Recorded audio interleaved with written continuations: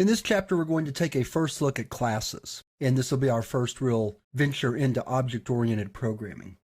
Let's start out for a minute talking about what a class is. A very simple definition of a class is it's a user-defined type. A lot of times we'll say that a class is a definition of what's called an abstract data type, or an ADT. And to explain what an ADT is, we need to take a look at an example. So let's start a new program. We're going to call it name.rb. And so first let's look at what an abstract data type is. And this is not Ruby code, so I'm going to have to come back and comment all this out in just a minute. With an abstract data type, what we want to do is for any particular type of object that we want to model, we want to provide a way of defining the properties of that object and any behaviors that the object might own or display. So with that in mind, let's take a look at a more concrete example. And we'll write ADT name. So what can we define about a name? Well, we know that a name has a first name, a middle name, and a last name, at the very least. It might also have a prefix or a suffix, such as doctor or junior or the third, but we know that at the very least, a name has a first, middle, and last. We also know that there are certain things we can do with the name. For example, we can display a name first, middle, last, or we can display a name last, first, middle. And another thing we can also do is we can also display the initials of a name. So let's go back, and right here we can label this area as the properties. I'll capitalize that. Or attributes. That's another word you often hear associated with the properties of an abstract data type. And then we'll call these behaviors or operations. So once we've defined an object in terms of its abstract data type, the next step is to go ahead and define a class definition for that object. So before I do that, let me go ahead and comment out these lines so that we can use this file as executable Ruby code. So the way we define a class in Ruby is by using the keyword class followed by a name. In this case, the name is name, which is kind of confusing, but I think you can see the idea.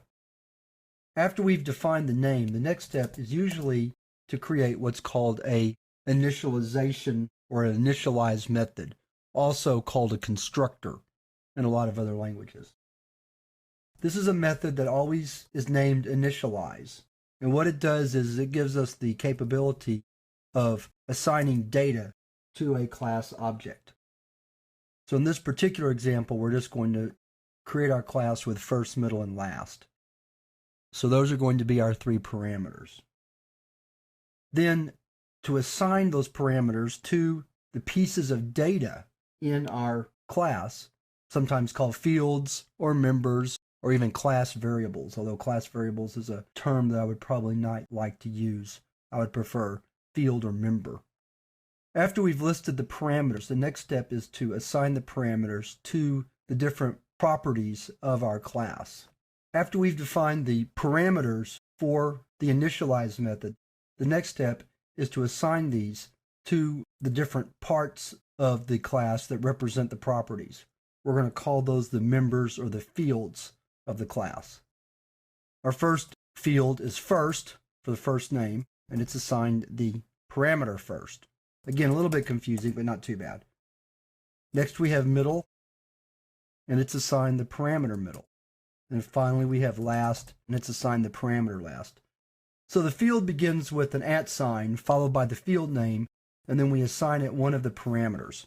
And that's really the primary purpose of our initialize method, so we can end it there. And then because that's all we want to do in this particular lesson, we'll end the class definition right there also. So what I'd like to do for the rest of this lesson is just demonstrate how to create what are called instance objects or instance variables of this class. So in a main program, we would write something like a name is equal to name dot new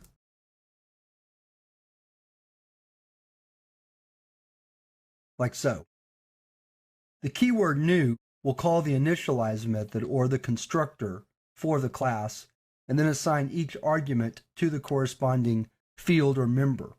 So for the a name object, the first name is going to be Jane, the middle name is going to be Elizabeth, and the last name is going to be Brown. We can see that using a built-in method called inspect.